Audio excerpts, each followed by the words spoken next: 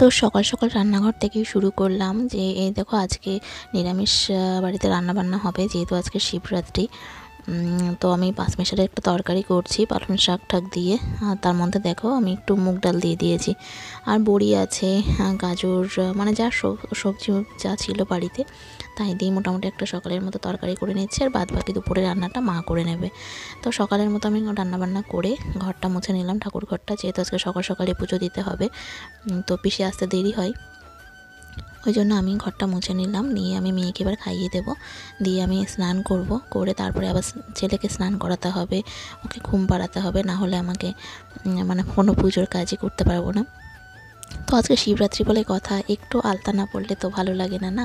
তো স্নান টান করে, কারণ এটা পড়তেই না আমি সবসময় ভুলে যাই, তো এটা তাড়াতাড়ি করেই পরে নিলাম। স্নান করেই আগে আমি আলতাটা পরে নিয়েছি, না হলে হয়তো পরে ভুলে যেতাম। তারপরে আমি ছেলেকে দেখো স্নান করিয়ে এখন ওকে একটু গুছিয়ে দিচ্ছি, টিপ টিপ পরিয়ে দিচ্ছি, দিয়ে ওকে আমি ঘুম পাড়াবো। আর পুজোর দিন যতই ভাবি না কেন যে তাড়াতাড়ি সব কিছু করবো, কিন্তু কিছুতেই যেন হয়ে ওঠে না।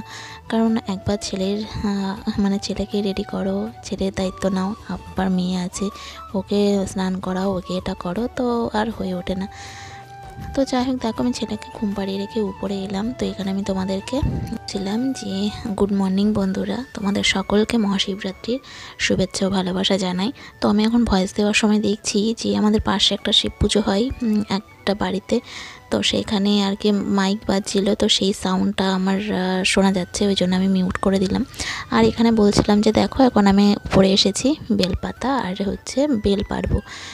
তো কি মজা না, একদম গাছের টাটকা ফ্রেশ বেল দিয়ে আর বেলপাতা দিয়ে আজকে আমি শিবরাত্রি মানে পুজো করব, ঠাকুরকে নিবেদন করব। তো এটা সবার ক্ষেত্রে হয় না, অনেকে মানে বাজার থেকে তো অনেকে কিনে নেয়, তো এই সবগুলো আমার সৌভাগ্য হয় আর কি, যে একদম গাছে টাটকা জিনিসটাকে ঠাকুরকে নিবেদন করা। তো যাই হোক, দেখো আমি এখন বেল পেরে নেবার, গাছে দেখো অনেক বেল আছে, আর মেজর স্টুডেন্টরা না বেলের গায়ে সব দুষ্টুমি করে মানে কালি দিয়ে নাম টাম লিখে রাখে। তো দেখো এই যে গাছ থেকে ডাব পেরেছে, আর এই যে বেল ফ্রেশ একদম দেখে নিয়ে এসেছি, আর এই যে গাছের ডাব, এটা দিয়ে এখন পুজো করব। তো চলো সবাই নিচেই যাই। তো এই যে বন্ধুরা, ফল আমি ধুয়ে আবার জলের মধ্যে রেখে দিয়েছি, আর এইগুলো এখন গুছিয়ে নিই একটু। এর মধ্যে দুধ আছে, জল এনে রেখেছি, এদিকেও ফল আছে, তো অত ফল লাগবে না। এদিকে দেখো এই গোটির মধ্যে সব মিক্স করব, আর এই যে বেলপাতাগুলো ধুয়ে রাখবো, আর এই যে বাসনগুলো তো আরও এগুলো আর কি রেডি করে নিই, একটু গুছিয়ে টুছিয়ে নিই। আর একটা শাড়ি পরেও চলে এলাম, একটা সুতি শাড়ি পরে চলে এলাম। তো আমি ফল টল কেটে একদম সব রেডি করে তারপরে তোমাদের সাথে আসছি, আমি কিভাবে পুজোটা করব সেটা অবশ্যই দেখাবো। তো চলো আমি একটু রেডি করে নিই।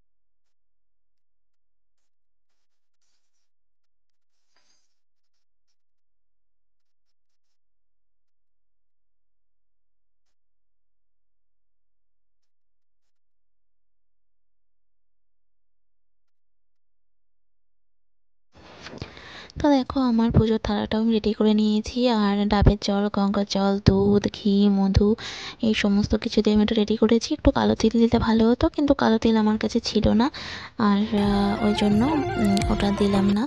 আর ধুতুরা ফুল আনতেও মেজদা ভুলে গিয়েছিল, তো বাড়িতে গাছেও ছিল না, শিবরাত্রিতে তো গাছে থাকে না, সবাই তুলে নিয়ে যায়, তো ওটা দিইনি। এমনি নীলকণ্ঠ মানে অপরাজিতা যা ছিল সেটা দিয়ে পুজোটা করেছি। এদিকে দেখো 5 ফুল রেডি করে নিলাম, আর এদিকে কাটা প্রসাদের মধ্যে বেলপাতা দিয়ে দিলাম, যেহেতু শিব পুজোতে তুলসী পাতা দিতে নেই, বেলপাতা দিতে হয়। আর এদিকে দেখো 5 ফুলের গায়ে আমি চন্দন দিয়ে দেব, কারণ সিঁদুর দিতে নেই, সিঁদুর মানে মায়েদের পুজোয় দিতে হয়, আর বাবাদের পুজোতে আর কি চন্দন দিতে হয়। তো দেখো গোপাল বাবাকেও আজকে একটু সাজিয়ে দিয়েছি।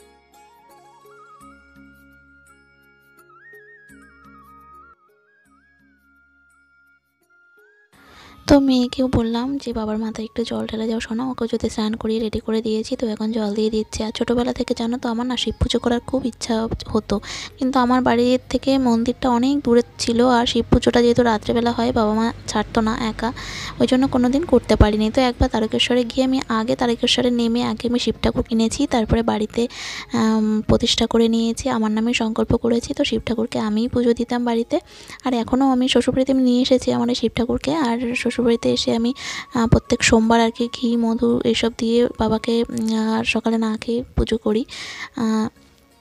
এখন ছেলের জন্য খুব একটা হয়ে উঠছে না, কিন্তু প্রত্যেক সোমবারে ঘি মধু দিয়ে ভালো করে পরিপাটি করে বাবাকে পুজো করি। আর দেখো বাবাকে একটু আমি সাজিয়েও দিয়েছি, চন্দন দিয়ে কপালে আর কি এঁকে দিয়েছি। আর এদিকে দেখো আমার বাবাকে গোছানো হয়ে গেছে, আর এবার আমি 5 ফলকে নিবেদন করছি। তো ঘরে যদি নিজের হাতে এত সুন্দর করে বাবাকে ঘি মধু মাখিয়ে স্নান করিয়ে নিজের ইচ্ছা মতো যতক্ষণ খুশি তুমি বাবাকে পুজো করতে পারো, তাহলে তো মন্দিরে যাওয়ার কোনো প্রশ্নই ওঠে না। আর এত বছরে আমার তো এত বছর বয়স, আমি এখনও পর্যন্ত কোনো দিন শিবরাত্রি বলো নীলের পুজো বলো আমি কোনো দিন মন্দিরে গিয়ে জল ঢালিনি। আমি বাড়িতেই আমার এই বাবাকে জল ঢালি, কারণ মন্দির আর বাড়ি যেটাই বলো না কেন ঠাকুর দেবতা তো একই, মনের ভক্তিই আসল। তো আমরা মন্দিরে গিয়ে হয়তো একটা বড় শিবলিঙ্গ দেখতে পাবো, কিন্তু বাড়িতে হয়তো ছোট, কিন্তু মানে দুটোর মধ্যেই প্রাণ আছে। তো যে যেটাতে সন্তুষ্ট হয় তার সেটাতে করাই ভালো। কিন্তু আমি বাড়িতে নিজের মতো করে যে এত সুন্দর করে পুজো করতে পারি, সেটা মন্দিরে কখনোই হয় না। মন্দিরে গেলে জল ঢেলো চলে আসো, তো সেটা আমার একদমই পোষায় না। তো আমি বাড়িতেই সন্তুষ্ট বাবাকে পুজো করে এইভাবে, আর আমি এইভাবেই পুজো করতে চাই।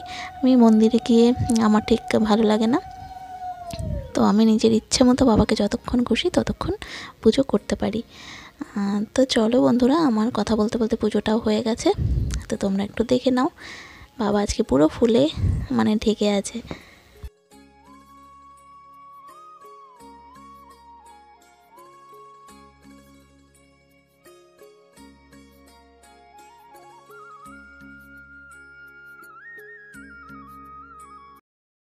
দেখো বন্ধুরা, এখানে আমি একটু প্রসাদ গুছিয়ে মানে সবাইকে দেবো বলে কি রেডি করছিলাম। এই তো বাবা কি নেবে? তো দেখো প্রসাদ রেডি করছিলাম, তার মধ্যে ছেলে উঠে পড়েছে, দেখছি কান্নার আওয়াজ, তাড়াতাড়ি দৌড়ে গেছি, কি দেখি যে ঘুমাচ্ছিল উঠে গেছে। হ্যাঁ হ্যাঁ, তুমি কি নেবে কি নেবে কি নেবে বাবা? ওটা নেবে? দেখো ও প্রসাদ দেখেছে না, এখন সেটা নেবে। তো বন্ধুরা যাই, ওর হাতে একটা কিছু দিই, দিয়ে আমি একটু উপোসটা আর কি করি, একটু প্রসাদ খাই, পরে তোমাদের সাথে আবার কথা বলবো।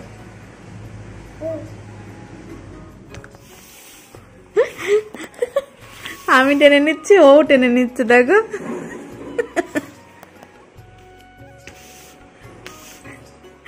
আমি নেব আমি নেব।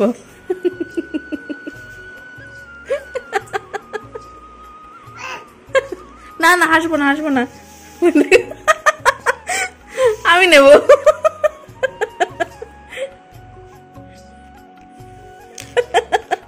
বন্ধুরা এই যে পুজো দিয়ে এখন এটাই খাবো, সাবু মাখা আর কি। তো সাবুটা এত ভালো মানে ভিজেছে না, এটাতে আমি যদি হাত দিয়ে এখন মাখি মানে পুরো মানে গলে যাবে, তো সেটা ভালো লাগবে না, তো চামচ দিয়ে আর কি নেব। আর আমি অন্য সময় খেলে না একটু গরুর দুধ দিয়েই খাই, যেহেতু আজকে আগুনের জিনিস খাওয়া যাবে না, তার জন্য যে আমুলের আর কি গুঁড়ো দুধ আছে। আর এখানে দেখো নারকেল কোড়া, শসা, এই শাকালু, শসা, আঙুর ফল, কুল, আপেল আর কলা, এটা দিয়ে আমি এখন এটা মাখবো। আর এটা রেখে মানে এটা খেয়ে নেবো, আর ভিজানো রয়েছে আরও, তো সেটা আবার রাতে খাবো। তো চলো তোমরা দেখতে থাকো, এটা মেখে নিই তারপরে তোমাদের সাথে দেখাই। তো সাবু মাখা জানো তো তোমাদের দাদাভাই খুবই ভালো খাই, মানে আমার খুব খারাপ লাগছিল নেই, তো তোমরা এইভাবে মেখে খেয়ে দেখতে পারো, দারুণ লাগে। আর আমি মেখে রাখলাম না, ভিজিয়ে রেখেছি সাবু, আরও রাতে আবার একই রকমভাবে মেখে খাবো, কারণ এখন মাখিয়ে রাখলে না রাত্রে খাওয়া যাবে না, একদমই মানে গলে যাবে। তো আমার শিব ঠাকুর তো বাড়িতে নেই, তো ওকে খুব মিস করছিলাম। তো গুড ইভিনিং সবাইকে। তো মেয়েকে গানে বসিয়েছিলাম, তো হারমোনিয়ামটা এখন একটু তুলে নিচ্ছি, এবার ওকে পড়াতে বসাবো, আর একটু চা করব, করে সবাই একটু খাবো, মেয়েকেও দেবো, কারণ ওর একটু ঠান্ডা লেগে আছে। আর দুপুরবেলায় মা পরে পেঁপে ভেজেছিল, আর সকালে তো তরকারি ছিল, সেটা দিয়েই আর কি রাতেও খাওয়া দাওয়া হবে, যেহেতু আমি খাইনি, দুজনেই খেয়েছে মা আর মেজদা। তো যাই হোক বন্ধুরা, আমার ব্লগটা আমি এই পর্যন্তই রাখলাম। তোমাদের যদি ভালো লেগে থাকে আমার চ্যানেলের পাশে থেকো আর লাইক কমেন্ট শেয়ার করতে ভুলো না। তো আজকের মতো আসি, সবাই খুব ভালো থেকো, সুস্থ থেকো। সবাইকে শুভরাত্রি।